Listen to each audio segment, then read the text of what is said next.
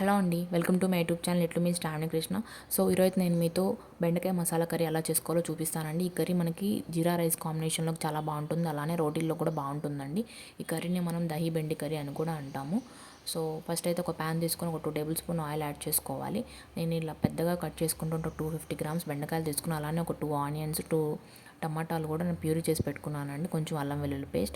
ఇప్పుడు oil heat అయిపోయిన తర్వాత మనం కట్ చేసి పెట్టుకున్నటువంటి బెండకాయలు ఇందులో యాడ్ చేసుకొని, బెండకాయల పైన మొత్తం కూడా కొంచెం బ్రౌన్ కలర్ వచ్చేంత వరకు హై ఫ్లేమ్లో పెట్టుకొని ఫ్రై చేసుకోవాలి. ఇలా ఫ్రై చేసుకోవడం వల్ల బెండకాయలు అనేవి జిగురు లేకుండా ఉంటాయండి. ఫ్రై చేసుకొని పక్కన పెట్టేసుకున్న తర్వాత అదే ప్యాన్లో ఒక 2-3 టేబుల్ స్పూన్ ఆయిల్ యాడ్ చేసుకోవాలి. ఆయిల్ యాడ్ చేసుకొని అందులోనే ఒక టీ స్పూన్ జీలకర్ర, కొంచెం కరివేపాకు కూడా వేసుకొని బాగా ఫ్రై చేసుకున్న తర్వాత మనం చాప్ చేసి పక్కన పెట్టుకున్నటువంటి ఆనియన్స్ కూడా ఇందులో యాడ్ చేసుకోవాలి. బాగా మిక్స్ చేసుకున్న తర్వాత ఇందులో టేస్ట్ సరిపడా సాల్ట్ కూడా యాడ్ చేసుకొని బాగా మిక్స్ చేసుకోవాలి.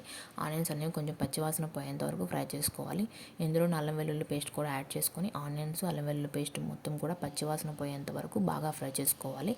ఇలా కొంచెం ఆయిల్ పైకి తేలుతుందండి, పచ్చివాసన పోయి మంచి స్మెల్ వచ్చేంత వరకు కూడా ఫ్రై చేసుకున్న తర్వాత మనం ప్యూరీ చేసుకొని పెట్టుకున్నటువంటి టమాటా పేస్ట్ని ఇందులో యాడ్ చేసుకోవాలి. యాడ్ చేసుకొని బాగా మిక్స్ చేసుకొని అందులోనే ఒక 1/2 టీ స్పూన్ పసుపు కూడా యాడ్ చేసుకొని ఈ టమాటా పేస్ట్ మొత్తం కూడా పచ్చివాసన పోయేంత వరకు బాగా ఫ్రై చేసుకోవాలి. మధ్య మధ్యలో తిప్పుతూ ఉండాలని, లేదంటే అడుగు పట్టేస్తుంది. బాగా ఫ్రై చేసుకోవాలి.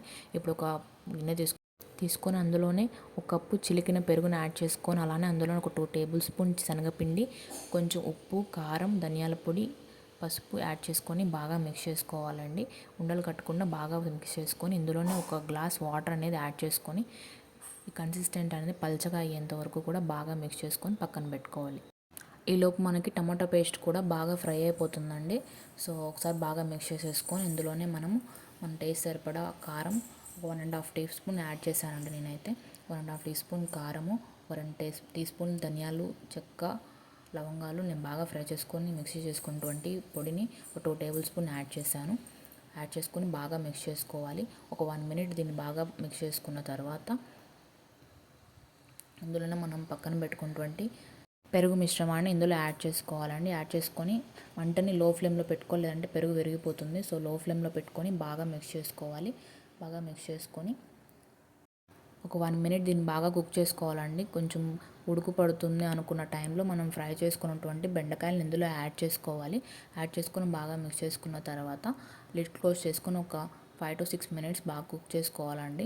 మీకు ఇప్పుడే కన్సిస్టెన్సీ తగ్గట్టు వాటర్ ఏమైనా యాడ్ చేసుకోవాలనుకుంటే యాడ్ చేసుకోవచ్చు. నేనైతే ఏం యాడ్ చేయలేదు. సో బాగా కుక్ చేసుకోవాలి. ఇలా కుక్ చేసుకుని బెండకాయలు మొత్తం కూడా మెత్తగా అయిపోయిన వరకు కుక్ చేసుకుంటే మనకి ఎంతో టేస్టీగా ఉన్నటువంటి దహి బెండి కర్రీ రెడీ అయిపోయింది. Thank you so much for watching.